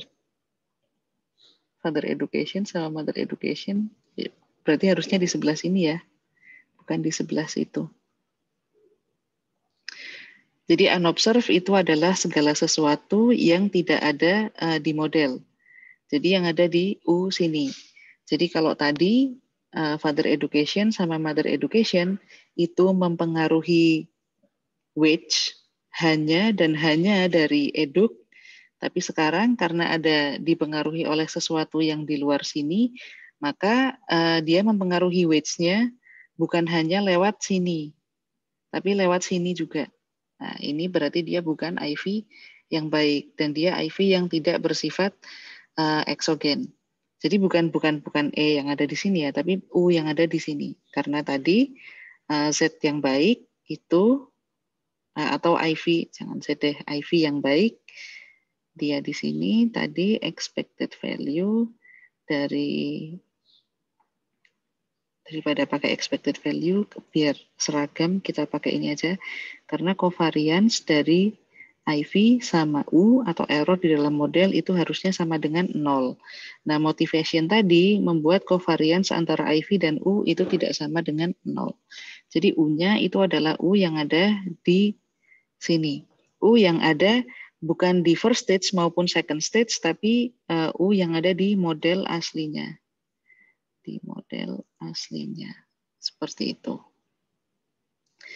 Nah, kalau misalnya ini sudah dalam artian kalau dia ada hal lain di luar model yang menjelaskan Veduk sama Meduk ini, maka dia bukan IV yang baik. Jadi nanti secara otomatis ya, kalau misalnya ini terpatahkan, jadi si IV-nya tidak memenuhi kaidah eksogenitas tadi, maka hasil dari sini sama sini nanti jadi juga tidak valid. Jadi U-nya U yang di model aslinya ini. Karena di sini ya, eduk is endogenous, dan tadi, mana ya, terlalu jauh. Tadi kan kita punya asumsi IV yang baik itu ada 2. Yang pertama, dia punya covariance antara IV sama X, itu tidak sama dengan 0, tapi di sini covariance antara IV sama U harus sama dengan 0. Nah, U ini adalah unobserved faktor di model aslinya. Unobserved di model aslinya. Model sebelum kita mengadakan IV, model aslinya, model yang ini. Okay, I think that's how it is. Okay.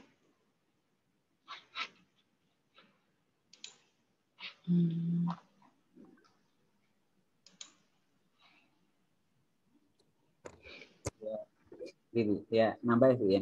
Ya, silakan.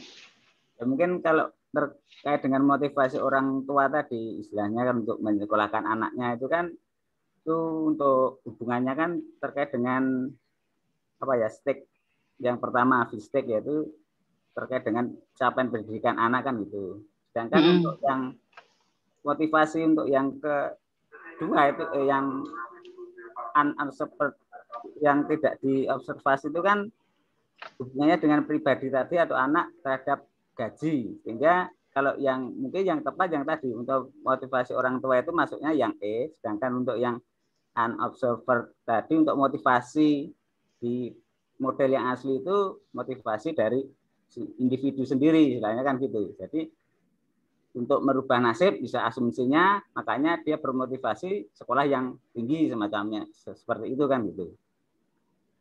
Atau dia kan ada juga selain itu kan low ability, kemampuannya rendah. Jadi capaian pendidikannya rendah mungkin karena kemampuannya juga rendah kan gitu. Sehingga untuk motivasi itu mungkin yang model asli itu motivasi dari si individu, si anak istilahnya gitu. Kalau kaitannya dengan yang regresi yang stake itu mungkin motivasi dari orang tua dan itu tidak istilahnya tidak berkorelasi dengan WIX tadi atau edukasi apa ya, yang tadi yang WIX dan edukasi di model yang asli sebenarnya. Mungkin seperti itu kalau penjelasan dari saya. Oke. Gimana ya? Ya saya nggak tahu sih. Yang pertama saya nggak tahu yang dimaksud sama Pak Gilang ini motivasi anak apa motivasi orang tua.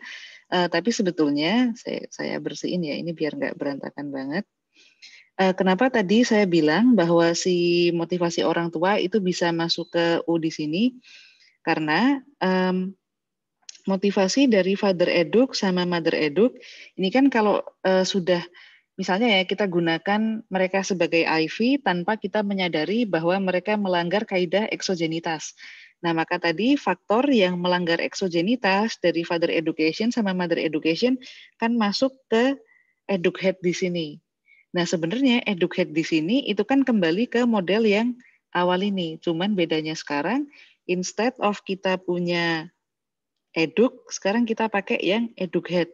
Nah, di eduk head ini mengandung komponen dari veduk sama meduk yang melanggar eksogenitas tadi. Nah, jadi pada akhirnya ini ketangkepnya di mana? Ketangkepnya kan di sini juga, di U juga. Kalau menurut saya sih begitu. Jadi ini mempengaruhi unobserved faktor yang mana? Ya, yang ini juga pada akhirnya ujungnya karena tadi kalau kita menggunakan veduk sama meduk tanpa mengetahui dia melanggar kaidah eksogenitas, dia akan masuk ke sini, lalu dari sini dia akan kembali ke model yang awal tadi, dan dia akhirnya ketangkepnya di U juga. Seperti itu. Jadi lagi-lagi ya si eduk head ini, dia ada hal yang mempengaruhi dia yang ada di U. Berarti kita tidak menyelesaikan permasalahan endogenitas yang ada di education tadi. Seperti itu. Sepertinya sih seperti itu kalau menurut saya. Berarti di ininya Bu ya, yang saya di eduk head-nya Bu ya, yang jadi dia endogen ya. Iya, jadi kan awalnya eduk endogen, terus kita pikir kalau kita masukin IV veduk meduk harusnya habis itu eduk tidak endogen, tapi ternyata veduk meduk sendiri dia itu melanggar kaidah eksogenitas. Berarti eduk head di sini yang kita dapat melalui first stage itu dia tetap mengandung endogenitas. Seperti itu.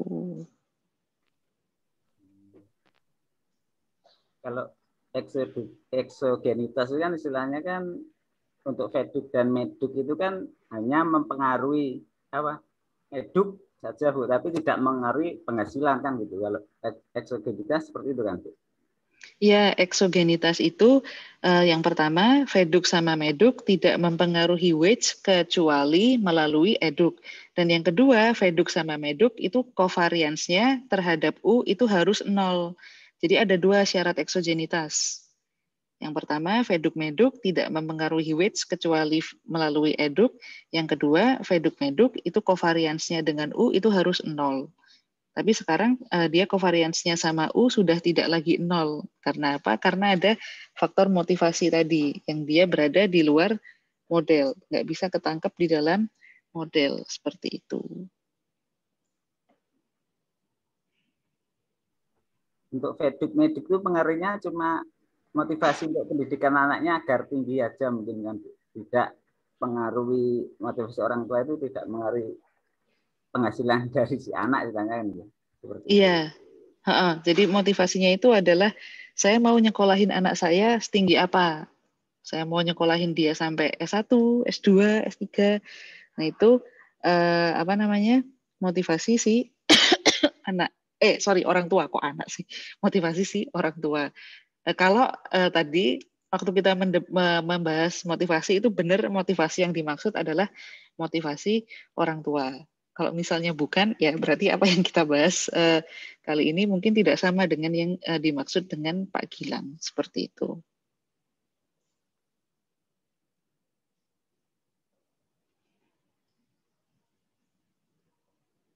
Oke, bagaimana? Ada lagi?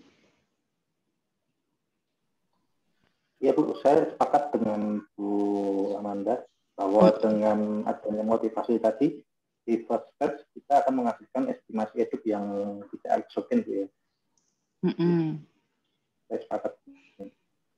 Oke. Tentang materi, ada lagi yang ingin ditanyakan? Tanya tentang matching boleh, Bu? Boleh, tapi kebetulan saya juga belum pernah melakukan matching, jadi nanti kita sama-sama ya belajarnya. Ya, Gimana? Yang asumsinya kan ada 2 itu ya, Bu. Asumsi selection on the observable sama common support. Masih belum memahami yang common support itu, Bu. Terutama yang di bawahnya itu kan ada ketika X besar sama dengan X kecil itu.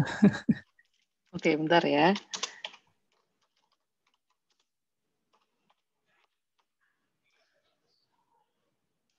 Common support. Soalnya kebetulan kemarin waktunya kami dijadwalkan untuk kuliah ini dengan Pak Gumilang. Pak Gumilang sedang tidak enak badan, jadi kami hanya belajar lewat videonya yang di YouTube, Bu. Oh, wah sayang banget. Padahal ini materi paling susah. Bahkan menurut saya aja juga paling susah. Waduh. Nah, Oh, itu, Bu. Matching ini nanti keluar di ujian nggak ya? Saya nggak tahu soalnya. Nah, itu, Bu. Oh, ini ya. Ya, ini bisa. We observe individual in the treatment and non-treatment when X besar equals X kecil. Okay. Imagine a scenario when X besar sama dengan X kecil. Nah, maksudnya apa ya? Contoh kasusnya itu misalkan X besar ini kan observable-nya apa? Terus, nah itu saya agak belum paham, Bu. Oke, sebentar ya, saya baca dulu. When X sama dengan X kecil.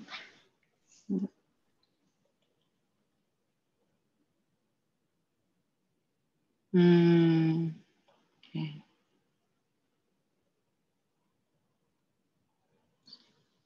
Saya tanya dulu, X ini apakah yang dimaksud X adalah karakteristik dari individunya atau yang lain? Saya nangkepnya sih iya, Bu. Oke. Karakteristik dari individu yang bisa dijadikan apa ya alat untuk menentukan treatment atau kontrol gitu. Saya nangkepnya itu, Bu. Nah, kalau misalnya X ini adalah karakteristik dari individu, nah berarti X ini adalah observe karakteristik, iya nggak sih? Jadi, nah iya kan? Maka di sini yang akan kita masukkan ke dalam treatment, nah D sama dengan 1 kan dia akan mendapat treatment, itu adalah yang karakteristik individunya ini sesuai dengan yang kita tentukan. Nah, nanti saya ambil contoh yang di bawah.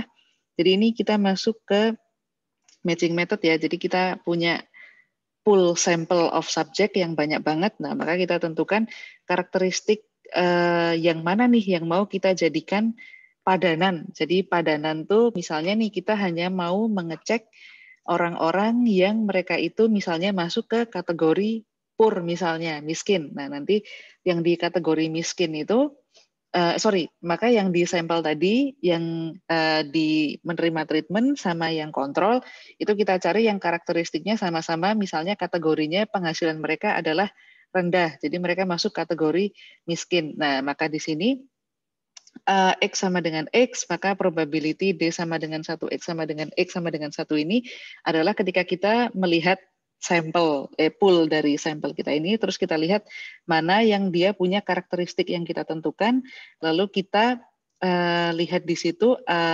dia masuk ke treatment group atau control group. Kalau misalnya kita menemukan D-nya sama dengan 1, atau dia yang menerima treatment, ya maka dia berarti masuk ke treatment group. Ini bayangkan bahwa treatment-nya itu sudah terjadi, policy-nya itu sudah terjadi, baru kita mau melakukan evaluasi. Jadi udah selesai semua, misalnya ini treatment-nya misalnya BLT ya, jadi BLT-nya udah dibagiin semua dulu, udah semua orang udah mendapat BLT, yang harus mendapat BLT udah dapat BLT, Nah, lalu di sini yang akan kita lakukan adalah kita melihat sekelompok orang yang dapat BLT, sekelompok orang yang tidak dapat BLT. Yang kita lakukan di sini, oh saya ingin mengevaluasi dampak dari BLT, tapi supaya saya bisa evaluasi dengan baik, maka saya ambil sebagian dari kelompok orang yang menerima BLT dan sebagian dari orang yang tidak menerima BLT, tapi dari kedua kelompok ini, sebagian orangnya ini karakteristiknya sama. Misalnya, yang sama-sama kepala keluarganya laki-laki, atau yang sama-sama pendidikannya maksimal SMA, atau yang sama-sama penghasilannya di bawah 2,5 juta per bulan. Nah, misalnya itu. Nah, jadi itu adalah karakteristik yang kita gunakan buat matching. Jadi ini si X-nya ini loh. Itu kalau asumsi saya benar ya. Jadi yang dimaksud X-nya itu adalah itu. Nah, X besar sama dengan X kecil itu, kalau saya nggak salah, berarti X yang ada di kriteria saya itu matching dengan karakteristik individu yang saya ambil. Jadi misalnya saya ambil Amanda misalnya dari grup yang menerima BLT, terus saya cek, oh Amanda, ya ini sebulan gajinya kurang dari 2,5 juta, dia tingkat pendidikannya SMP, lalu dia apa sih tadi satu lagi hidup di bawah garis kemiskinan atau apalah karakter yang saya tentukan di situ. Nah berarti match, oke Amanda, jadi yang akan saya sampling dari grup yang terima BLT. Lalu yang nggak terima BLT, misalnya si Budi atau siapalah itu, karakteristiknya sama seperti yang saya tentukan tadi, tapi dia dari yang kontrol grup. Nah, saya bandingkan si Amanda dengan si Budi ini. Nah, basically itu intuisi dari matching. Jadi kita ambil dari treatment group sama control group, tapi yang sebagai individu itu karakteristik mereka tuh sama. Jadi yang membedakan mereka itu cuman si Amanda terima BLT, si Budi tidak terima BLT. Nah, itu adalah intuisi dari matching. Nah, kalau di statistik supaya bisa dikuantifikasi ya, jadi kita kasih skor. Kita kasih skor seberapa matching mereka. Nah, kalau dia matchingnya sangat matching, nanti skornya sekian atau ya tinggi lah gitu. Tapi kalau nggak matching ya skornya nggak terlalu tinggi. Nah, itulah yang dimaksud dengan propensity score matching. Nah, cuman teknis cara melakukannya secara beneran di dunia nyata itu saya belum pernah. Jadi kurang tahu juga misalnya codingnya seperti apa di Stata, itu saya belum tahu. Nah, ini ada contoh yang bagus, finding a match. Nah, jadi ini sekelompok orang yang mendapat treatment, ini sekelompok orang yang tidak mendapat treatment. Nah, di sini kita matchkan. Misalnya, oke, saya mau bandingkan individu yang dia baru di-hire selama 2 bulan dan dia itu miskin. Nah, maka nanti untuk melihat efek dari treatment atau efek dari, ya misalnya di sini konteksnya adalah BLT tadi, maka saya akan bandingkan, ini salah saya. Nah, maka saya akan bandingkan individu, katakanlah ini individu A, lalu ini individu Z misalnya. Nah, saya bandingkan si A sama si Z. Lalu misalnya lagi, oh saya mau lihat nih individu yang udah di-hire selama 6 bulan, tapi dia miskin. Nah, udah di-hire 6 bulan, dia miskin. Nah, di sini kita bandingkan si B misalnya namanya, sama si Y di sini. Nah, B sama Y, A sama Z, kita bandingkan. Lalu kita lihat lagi, oke, saya mau melihat individu yang dia itu udah di-hire selama 8 bulan, dan dia miskin. Oke, 8 bulan tapi miskin, berarti kita bandingkan individu C sama individu X misalnya. Nah, jadi di sini pasangannya itu kita bandingkan A sama Z, kita bandingkan C sama X, kita bandingkan B sama Y.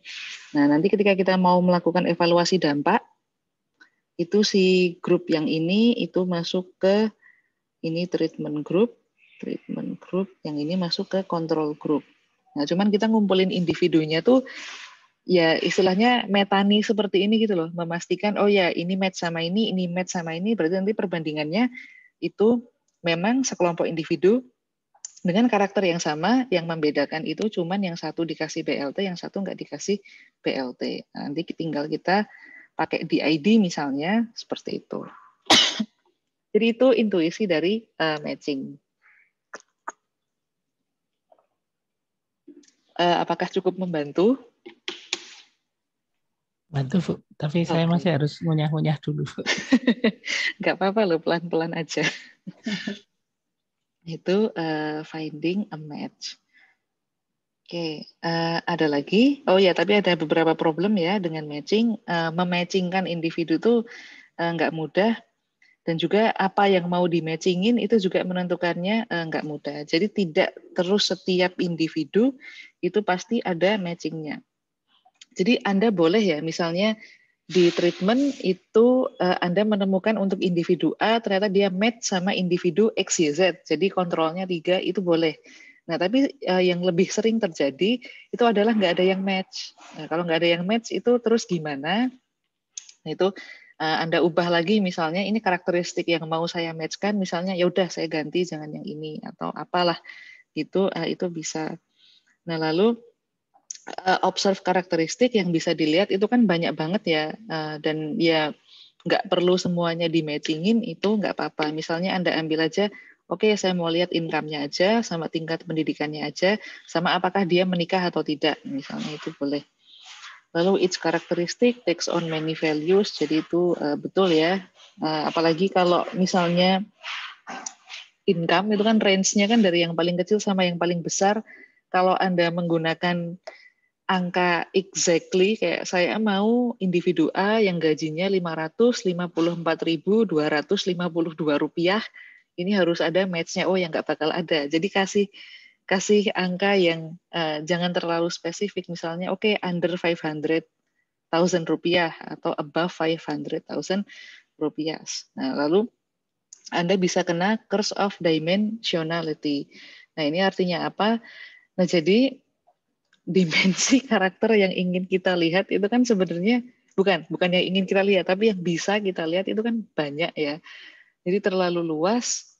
Kadang-kadang kita bingung. Misalnya saya mau karakter 1 sampai 5 misalnya yang di-match-kan. Tapi ternyata yang lebih banyak match itu malah karakter 1, 3 sama karakter 7 misalnya yang nggak ingin kita lihat tadi. Nah, jadi nanti kita bingung sendiri, oke, ini pakai dimensi, pakai karakter yang mana ya yang kira-kira matchingnya paling bagus. Nah, itu akan jadi dilema si peneliti. Jadi Anda either membatasi jumlah karakteristiknya, tapi nanti ya pasti ada kelemahannya. Kayak misalnya kalau saya batasi karakteristiknya terlalu sedikit, ini kok sebetulnya meskipun banyak yang matching, tapi perbedaan karakter lain yang nggak saya lihat itu kok banyak banget. Apakah nanti representatif antara control group sama treatment group matchingnya itu satu. Lalu yang kedua, Anda boleh aja meningkatkan karakter yang ingin dilihat, tapi kok matchingnya jadi sedikit. Kalau matchingnya hanya sedikit, apakah jumlah sampel yang saya teliti ini sudah cukup atau belum? Nah, jadi itu semua trade-off, terserah si peneliti juga sih, akhirnya dia mau seperti apa. Nah, ini dia ada propensity matching, tadi kita kasih skor ya, supaya lebih mudah. Oke. Nah, kalau secara matematis, ini ribet sih memang, tapi yang pasti di sini, sebentar saya, oke, the score is based to make use. Oke. Nah, propensity score matching ini mirip dengan randomization ya. Kalau tadi randomization itu dilakukan di awal, tapi kalau misalnya itu nggak bisa dilakukan, salah satu cara yang mirip bisa mereplikasi efek dari randomisasi itu adalah propensity score matching. Karena di propensity score matching ini, di sini kita asumsikan bahwa penentuan treatment, jadi X itu kan tadi karakter ya, D itu kan treatmentnya, itu dia tegak lurus, bukan tegak lurus, tapi kayak tidak di random. Maksud saya bukan tidak di random, tapi maksud saya tidak bisa dipengaruhi oleh si peneliti. Jadi dia sebenarnya random. Jadi orang yang mendapat treatment dan tidak mendapat treatment itu kan di-assign secara random. Nah, di sini kemungkinan karakter, daripada saya ngomongnya salah, jadi misalnya kita sudah menentukan karakter 1, 2, 3 yang akan kita coba matchkan antara si treatment group sama si control group. Nah, meskipun seseorang itu punya karakter 1, 2, 3, itu kemungkinan dia mendapat treatment itu random. Jadi bukan berarti karena Amanda punya karakter memenuhi requirement karakter 1, 2, 3, terus dia pasti dapat treatment. Tidak. Jadi orang yang punya karakter 1, 2, 3, apakah dia dapat treatment atau tidak, itu random. Tidak bisa ditentukan. Nah, si PSM ini mengatakan seperti itu. Jadi si karakter antara dia dapat treatment atau enggak itu random, tidak ditentukan oleh si peneliti. Oke. Nah, jadi ini ya, seseorang masuk ke grup treatment atau grup kontrol, dapat treatment atau dapat kontrol, itu tidak ditentukan terlebih dahulu. Y1, YO ini independent of D sama of X. Jadi dia dapat treatment atau tidak dapat treatment itu independen dari dia masuk treatment group atau control group itu independen terhadap treatment dan juga terhadap karakter. Oke. Yes. Y1 YO-nya itu maksudnya after treatment atau sebelum treatment? Maksudnya after treatment atau sebelum treatment bagaimana? Ya, karena di slide awal kalau nggak salah kan di situ jelaskan D ini dia independen terhadap outcomes yang outcomes gitu ya. Nah, sedangkan kalau kita bicara outcomes itu kan ada outcomes sebelum dia diberi treatment dan setelah dia mendapat treatment.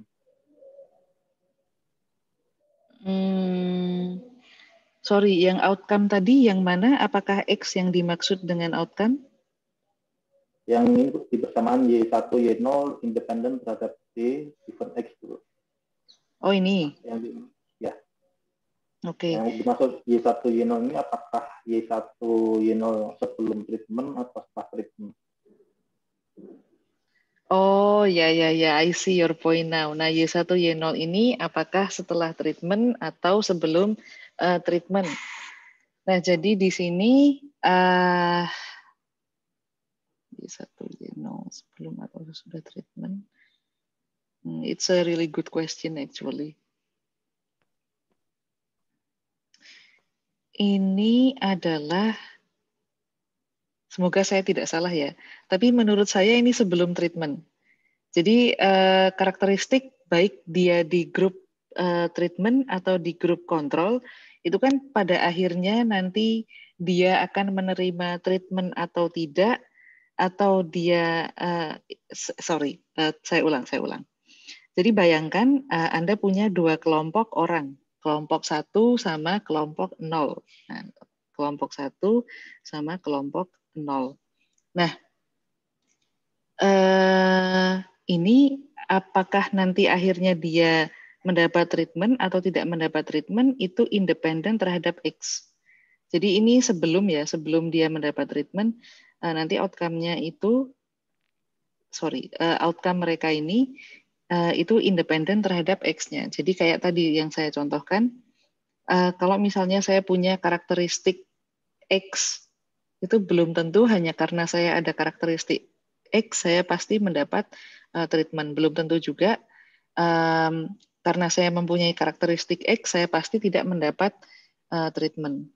Nah, itulah yang dimaksud dengan Y1, Y0 ini independen terhadap D given X. Nah, seperti itu. Nah, jadi ini sebelum sih, kalau menurut saya sih sebelum. Seperti itu. Oke?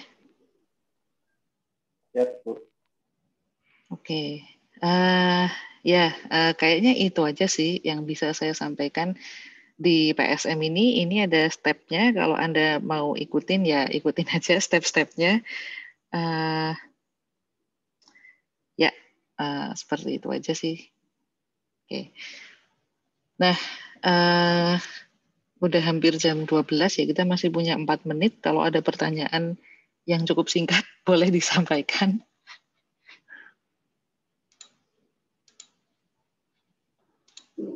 Kalau misalnya nggak ada, ya saya akhiri.